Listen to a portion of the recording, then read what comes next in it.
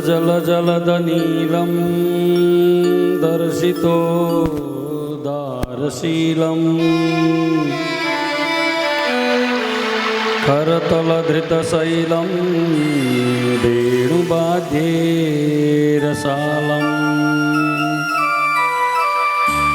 व्रजजनकुलपालं कामिनी केलिलोलं तरुणतुलसीमालं नौमि गोपालबालम्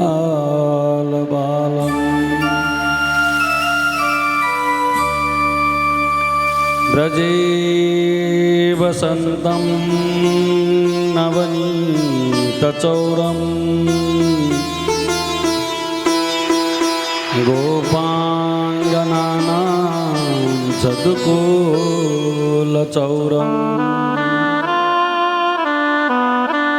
अनेकजन्मार्जितपापचौरं चौराग्रगण्यं पुरुषं नमामि। नारायणं नमस्कृत्य नरं चैव नरोत्तमं देवीं सरस्वतीं व्यासं ततो जयमुदीरये। भक्तवत्सल भगवान को,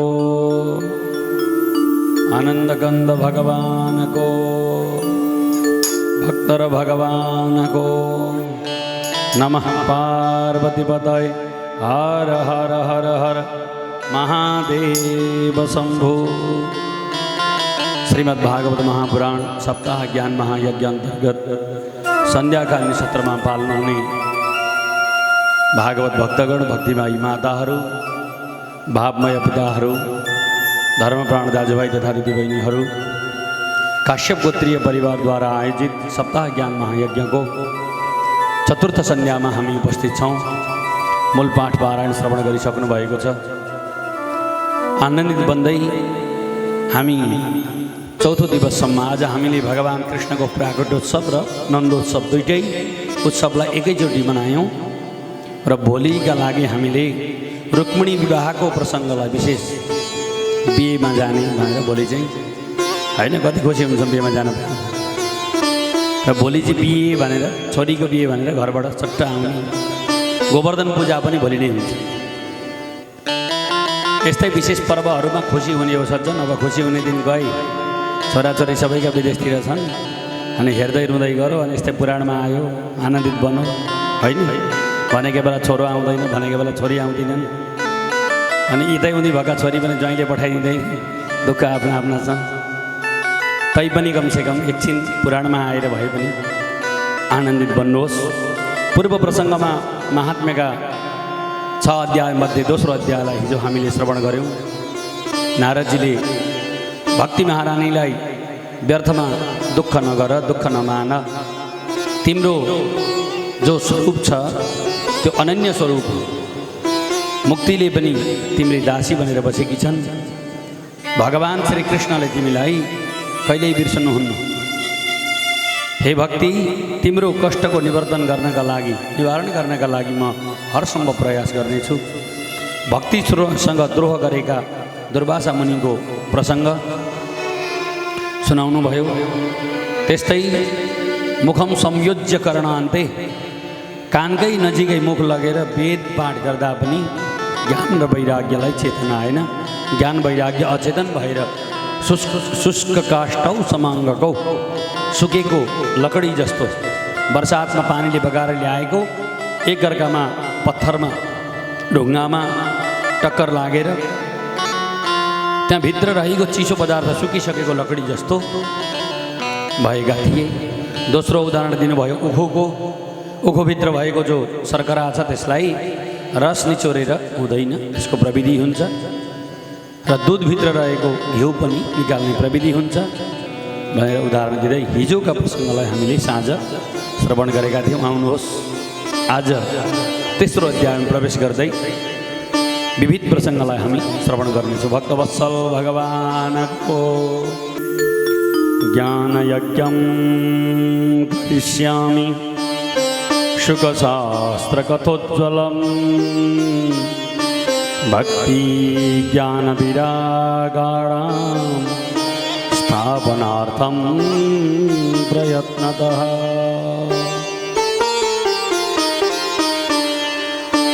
नारदजी भन्दै हुनुहुन्छ, देवी आकाशवाणीले पनि भने गर्दै गरेको कर्तव्यलाई नछोड, अगाडि बढ्नुपर्छ। आज मैले तिम्रा लागि ज्ञान यज्ञ गर्ने तयारी गरेको छु।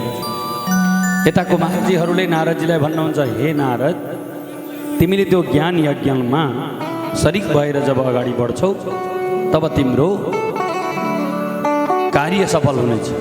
फेरि प्रश्न गर्नुभयो, मैले कहाँ गर्दा ठिक हुन्छ होला? थलम तद्वाच्यतामिह, स्थलगत निरीक्षण गरिदिनुहोस्, गएर हेरिदिनुहोस् मैले कहाँ गर्ने र भागवतको महिमा के हो, कति दिनसम्म गरिने हो, अनि विधि के हो र कर्तव्य के हो त्यति पनि भनिदिनुहोस्।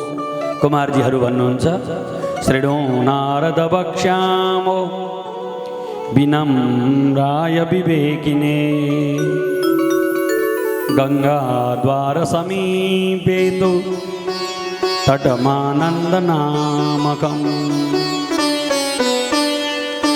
नारद, पहिला सुन है तिमी, सप्ताहको विधि आयोजन गर्ने व्यक्तिले अत्यन्तै विनम्र बन्नुपर्दछ, संयमी बन्नुपर्दछ। त्यसैले विवेकपूर्ण कार्य गर्नुपर्दछ। अस्ति सुरुमा प्रसङ्ग आएको थियो नि, जति बेला पनि गरिरहने भनेर यहाँ हेर्नुभयो, प्रमाण भेट्नुभयो। अहिले गफमा व्यस्त हुनुहुन्छ, कथा पनि सुने राम्रो हुन्थ्यो। भक्तवत्सल भगवानको आई कन्ट्याक्ट भएन भने कथा सुन्न आनन्द आउँदैन। यता मात्रै हेर्ने कथाभरि छ, अरूले चाहिँ यतै हेर्नु भएको छ।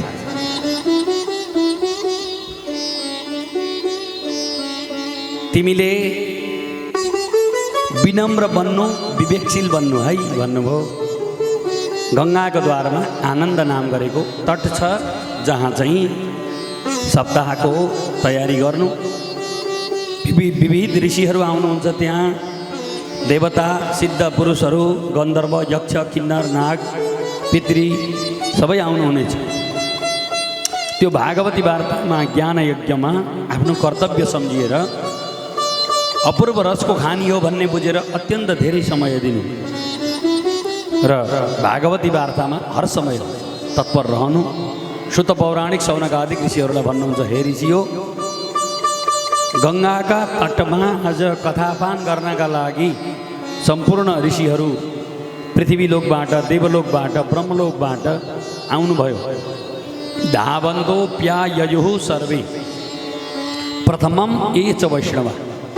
दौडिँदै दौडिँदै आउनुभएछ। कस्ता भक्त भन्दा भागवत प्रति जसलाई रस भिजेको छ, जसले भागवत अत्यन्त पिउने इच्छा गर्नुहुन्छ, श्रवण गर्ने इच्छा गर्नुहुन्छ। भृगुर्वशिष्ठश्च वनश्च गौतमो मेधातिथिर्देव बलदेवरातो रामस्तथागादिसुतश्च साकलो मृगण्डुपुत्रा तेजपीपलादा। भृगु आउनुभयो, वशिष्ठ आउनुभयो, च्यवन आउनुभयो, गौतम आउनुभयो, मेधातिथि आउनुभयो, देवल आउनुभयो, देवरात आउनुभयो। ऋषिहरूका नाम है। रामस तथा परशुरामजी आउनुभयो। गाधीसुत भने विश्वामित्र। मृकण्डु पुत्र, मृकण्डुका पुत्र मार्कण्डेय। अब एकछिन ध्यान दिएर सुन्नु होला यो कथा। मार्कण्डेय महामुनिका पिताको नाम थियो मृकण्डु, जसका 10 जना सन्तान भए। सम्पूर्ण ती जति पनि जन्म लिएर आएका थिए 9 वटा सन्तान रहेन। प्रत्येक जन्म लिने बच्चो 7.5 वर्ष बाँच्छ अनि जान्छ। 7.5 वर्ष बाँच्दै जाँदै 7.5 वर्ष बाँच्दै जाँदै 9 वटा बाबु नानीहरू गइसकेपछि अब अन्तिम पुत्र प्राप्ति पछाडि फेरि सन्तान जन्माउने क्षमता पनि थिएन। नामाकरण गर्न आउनुभएका गुरुलाई भविष्य सोध्नु भएछ मृगण्डुले। महाराज के भन्नु, मैले एकछिन यता आउनु त भन्नुभएछ। जब उहाँले एकछिन यता आउनु भन्नुभयो, मृगण्डुकी पत्नीलाई शङ्का लागेछ। के भन्नुहुन्छ मेरो अगाडि भन्नुहोस्। यत्रा धेरै मेरा सन्तानलाई मैले बिर्सन सकेँ भने अब एउटा मर्दा मलाई खासै फरक पर्दैन। त्यसैले तपाईँले स्पष्ट भनिदिनु पर्यो। मृगण्डुका कुलगुरुले भन्नुभयो यसको पनि आयु चाहिँ जम्मा 7.5 वर्ष मात्रै छ। अब के गरेर अरू केही उपाय छ भनेको? उपाय त छ, गर्छौ भने घरबार छोडेर नानी लिएर जाऊ। जहाँ जहाँ जस जसलाई भेट्छौ सबैसँग आशीर्वाद दिलाओ। त्यो आशीर्वादले मात्रै यो नानी बाँच्न सक्छ। मृगण्डुले बच्चालाई काँधमा हालेर ब्रह्मलोक लिएर पुग्नु भएछ। ब्रह्मलोकमा समयको थाहा हुँदैन, ढिलो समय चल्छ। ब्रह्माले आफ्ना अगाडि सुतिरहेको त्यो बालकलाई वरदहस्तबाट आशीर्वाद दिनुभयो, आयुष्मान भव। त्यति बेला मृगण्डु जोड जोडसँग रुनु भएछ। किन रोएका तिमी भन्दा मेरा छोराको आयु जम्मा 7.5 वर्षको छ अनि हजुर चाहिँ शतायु भन्नुहुन्छ, 100 वर्ष बाँच्छ भन्नुहुन्छ। तिमीले ढिलो गर्यौ, यो नानीलाई लिएर संयमनीपुरीमा जाऊ। धर्मराजजीको नगरीमा आज त्यहाँ सम्पूर्ण देवताहरू आउनुभएको छ, त्यहाँ सभा छ, धर्मसभा छ। मृगण्डुले हतार हतार नानी लिएर जानुभयो। त्यो बाबुलाई लगेर धर्मराजजीको अगाडि सुताइदिनु भएछ खोप्टे बारेर। धर्मराजले अट्टहास गर्दै हाँस्दै हात उठाएर आयुष्मान भव भनेर यसरी हात उठाउनु भयो। जति बस्नुभएका देवता हुनुहुन्थ्यो सबैले त्यो सभामा एकैचोटि आशीर्वाद दिनुभयो। त्यहाँ पनि मृगण्डुको प्रतिक्रिया त्यस्तै रह्यो। कहाँ कहाँ रुँदै हुन्छ। किन रुँदैछौ तिमी भन्दा हाम्रो बालक जम्मा 7.5 वर्ष बाँच्ने हो, यहाँहरूले आशीर्वाद दिनुभयो, बाँच्छ कि बाँच्दैन भन्ने हामीलाई लाग्यो। तुरन्त धर्मराजजीले भन्नुभयो तिम्रो पुत्र अब कहिल्यै मर्दैन, ऊ अजम्बरी भयो, तिमीले डराउनु पर्दैन। म मात्रै होइन, यहाँ सम्पूर्ण देवता बस्नु भएको छ, हामी सबैको एउटै मत छ। तिम्रा पुत्रलाई हाम्रो आशीर्वाद छ, यी चिरञ्जीवी हुन्छन्। मृगण्डुका पुत्र मार्कण्डेय 7.5 वर्षमा मर्नु भएन।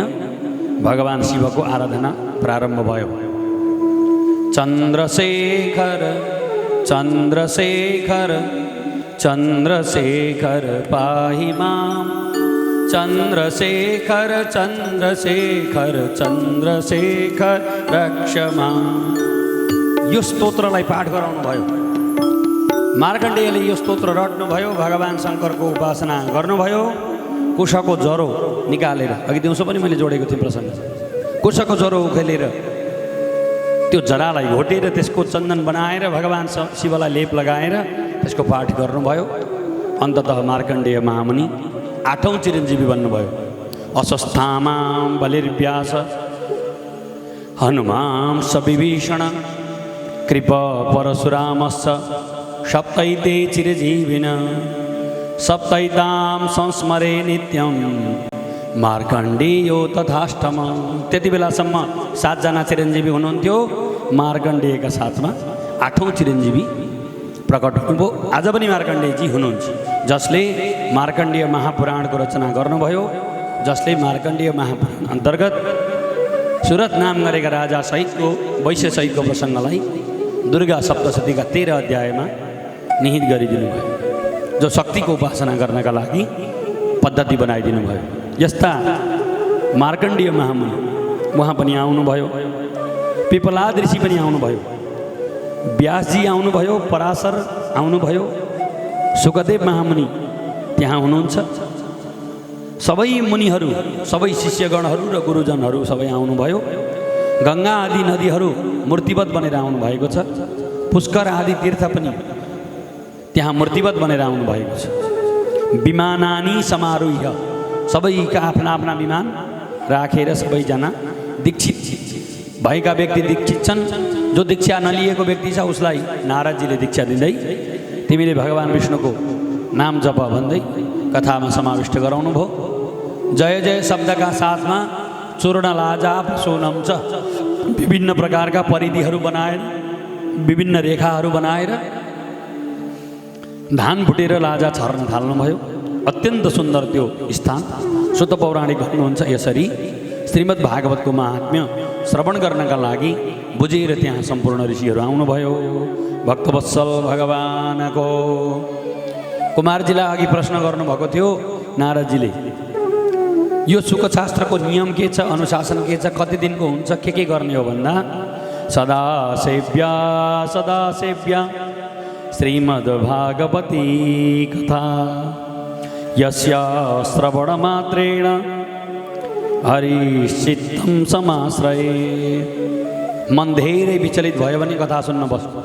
अहिले युट्युबमा हजारौँ च्यानल छन् जो नेपाली भाषा र हिन्दी भाषामा कथाहरू आउँछन्।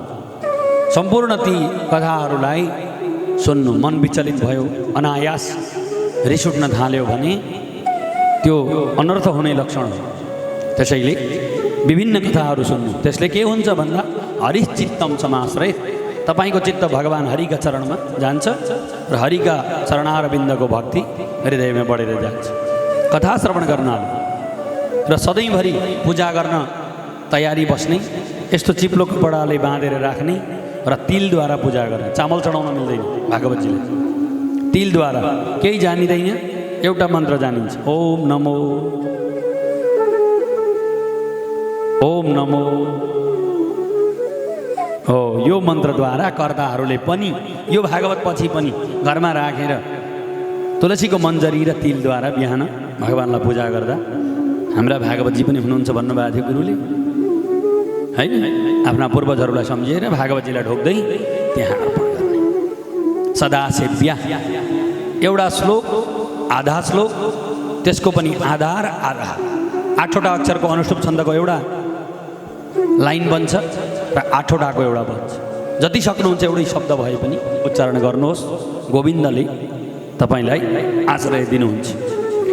हे नारद, 18,000 श्लोकले युक्त भएको 12वटा स्कन्धले निर्माण गरिएको परीक्षित र सुखको संवाद, विभिन्न राजाहरूका कथा, संवत्सरहरूका कथा, मन्वन्तरहरूका कथा र भगवानको अवतार मिलेर 10वटा लक्षणले बनेको पुराण हो। पुरा अपि नवम नवम, पुरानो भए तापनि नयाँ नयाँ कथा सुन्न पाइने भनेको पुराण। पुराणम 10 लक्षणम, यी 10वटा लक्षणले युक्त हुन्छन्। अन्यथा त्यसलाई पुराण हुँदैन, त्यो इतिहास मात्रै। व्यक्तिलाई इतिहास र पुराणको व्याख्या गर्न आउँछ कि आउँदैन, बोल्ने मान्छेले भाती पुर्याउँछन् कि पुर्याउँदैनन् भन्ने कुरा जब उनीहरू बोलिरहेका हुन्छन् त्यति बेला सुन्नुपर्छ। इतिहास अलग होला, पुराण अलग होला भन्ने कुराको विषयलाई उनीहरूले बुझ्न जरुरी छ। जस्तै अहिले कुमार विश्वासले रामायण कथा गरेर हिँड्छन्, जबकि कुमार विश्वास कथा गर्ने पात्र नै होइन।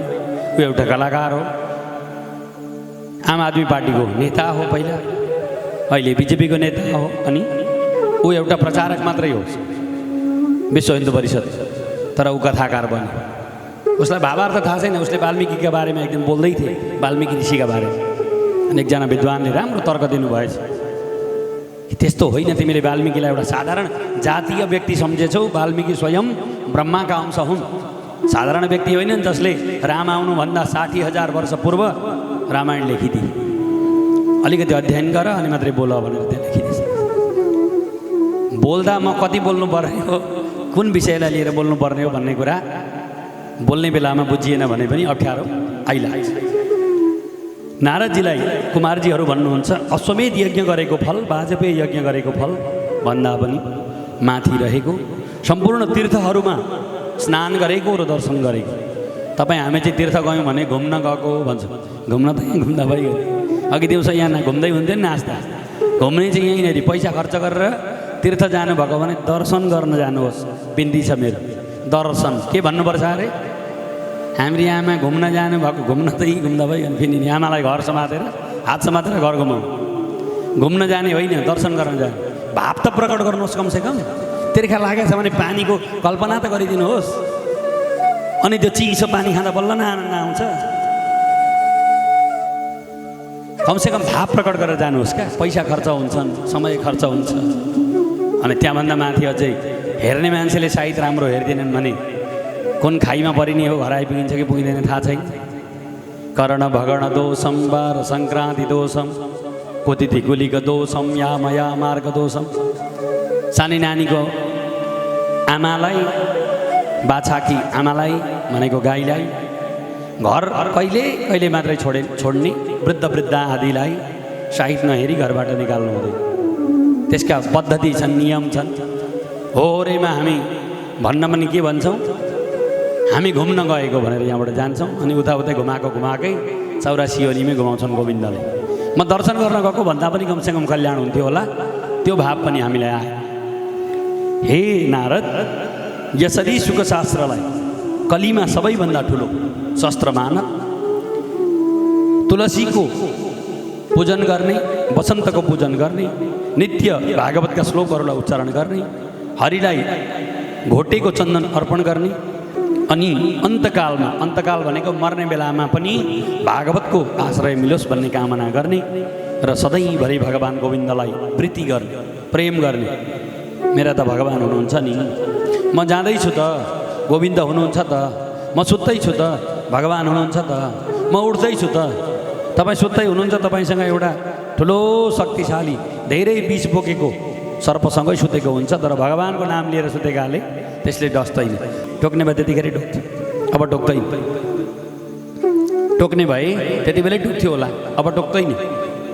एउटा जोगी गाउँमा फेरी लाउँदै गएछन्। राति फेरी लगाए, बिहान सिधा उठाउन गए। घर छाउने बेला भएको रहेछ, चैतको महिना। एकजना बाले घर छाउँदै हुनुहुँदो रहेछ, खरको घर, खरको छानु। अनि खर राख्दै मुङ्राले उँधोबाट ठोक्दै, खर राख्दै ठोक्दै गर्नु हुँदो रहेछ। राति फेरी लगाएका थिए, जोगी पुगेछन्। जोगीले भिक्षा मागेछ। बाले यसो हेरेको, जोगी उभिराखेको छ। ऐ त मरेको छैनस् भनेछ। के गल्ती गरेको थिएँ र बा, मैले तपाईँलाई मरिदिनु पऱ्यो?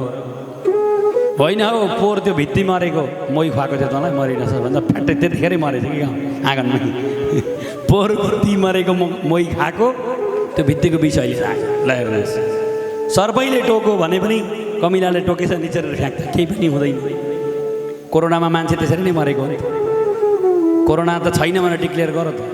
यो बिमारी नै थिएन, डर देखाइयो, डरले मान्छे मरे। चिसो लाग्छ नि त, चैतमा चिसो अहिले पनि त लागिरहेको छ। मेरो घाँटी बसिरहेको छ, दिउँसोसम्म म सधैँ। परिवर्तन हो यो। परिवर्तनका समयमा स्वास्थ्य अलिकति खराब हुन्छ, तर मरिँदैन। जो आत्यो त्यतिखेर, जसलाई शङ्ख फुक्न जानेको थिएन, जसले ओमकारको हुङ्कार जानेको थिएन, जसले योग प्राणायाम आसन नियम ध्यान धारणा समाधि जानेको थिएन, जसले आफूलाई एक्सर्साइज गराउन जानेन, जसले कोदालो खन्न जानेन। कोदालो खन्ने मान्छे कोही पनि मरेन, आज पनि जिउँदैछन्। मरो ऊ जो 3 तला 4 भित्र एसी चलाएर बसेको थियो। काम गर्ने व्यक्ति मर्दैन सज्जन। उनीहरूका छोराछोरी पनि बिमारी हुँदैन, यो उसको कृपा हो। जे खाए पनि पच्छ। नारदजी, तपाईँले भागवतको जो स्वरूप सोध्दै हुनुहुन्थ्यो, स्वर्ण सिंहासन बनाउनु सक्नुहुन्छ भने र त्यो सायुज्यलाई प्राप्त गर्न सक्ने त्यस्तो पुण्य प्रदान गर्न सक्ने दान हुनेछ। जुन व्यक्तिले जीवनभरि मूर्खता गरे, किञ्चित मात्र पनि, कति पनि भागवत प्रति श्रद्धा गरेन, चाण्डालको जस्तो व्यवहार, खरबत भनेको, खर भनेको गधा, गधाले जस्तो भारी बोकेर हिँड्ने भनेको व्यवहारको भारी दिमागमा, त्यस्ता व्यक्तिलाई पनि एकपल्ट मात्रै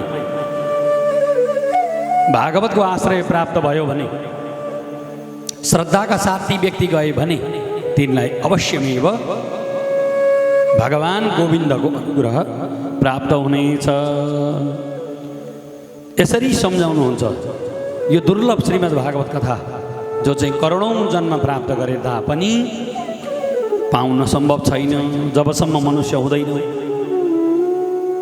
म अब जाने बेला भयो, गएपछि स्वर्गमा पुगेर गाई पाल्छु, गाई पालेर ठुलो खिटे कराईमा दुध बसाउँछु अनि मजाले त्यो उम्लिन्छ। उम्लिएपछि सेलाउँछु अनि सुरुप अरूलाई देखाउँदै खान्छु भन्दा स्वर्गमा सम्भव हुन्छ?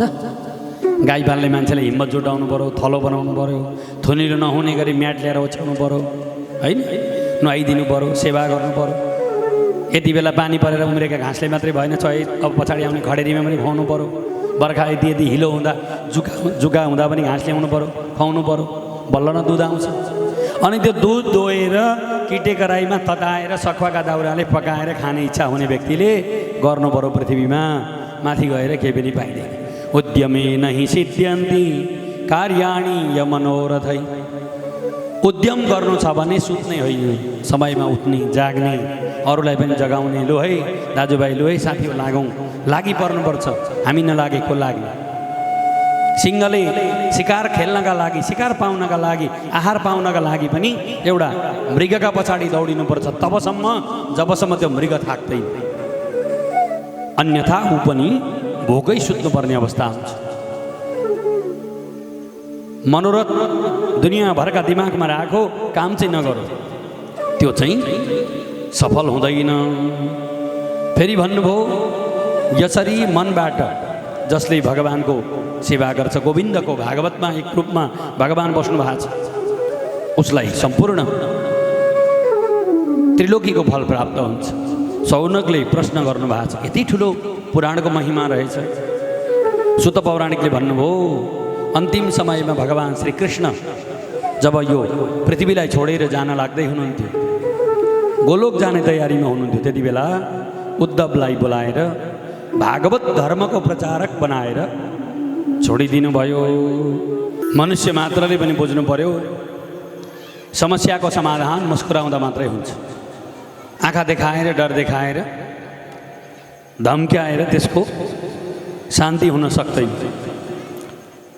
नारदले प्राप्त गर्नुभयो कुमारजीहरूबाट यो सन्देश, उद्धवजीले अन्तिम समयमा प्राप्त गर्नुभयो भगवानबाट अर्को सन्देश, भागवत धर्मको तिमीले प्रचार गर्नु, तिमी मसँग जाने भन्दैछौ, तिमी मसँग नजाऊ र तिमीले यहीँ बसेर सम्पूर्ण मेरा भक्तहरूलाई भागवत धर्मको प्रचार गरिदेऊ। श्रीमद् भागवतको आश्रयले दुःख, दारिद्र्य, दौर्भाग्य, एक प्रकारको सधैँभरि दुःख भइरहन्छ, त्यो पनि समाप्त हुन्छ।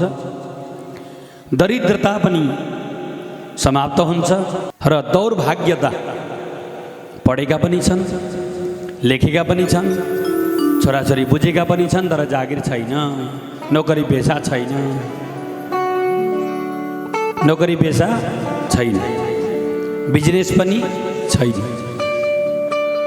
सफलता मिल्छ कि भनौँ, त्यहाँ गयो, वहाँ गयो, तल गयो, तल अर्जुन धारातिर यसो हेऱ्यो, कुन चाहिँ ज्योतिषी त गडा छन् भनौँ, चिना हेरायो, भनेको कुरा सबै गरौँ, जागिर पाइँदैन। त्यसलाई भनिन्छ दौर्भाग्यता, भाग्यले साथ नदिनु। त्यस्ता चिजहरूलाई पखाल्ने भनेको श्रीमद् भागवतले हो।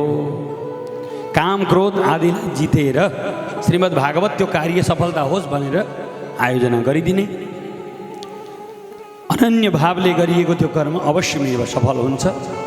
सुत पौराणिक सौनक आदि ऋषिहरूलाई भन्नुहुन्छ, गङ्गाका तटमा हरिद्वारमा नारदजीले गर्नुभएको त्यो सप्ताहमा वृन्दावनको यमुनाका तीरमा बसेकी भक्ति महारानी आफ्ना पुत्रहरूका साथमा अत्यन्त दुखी हुनुहुन्थ्यो।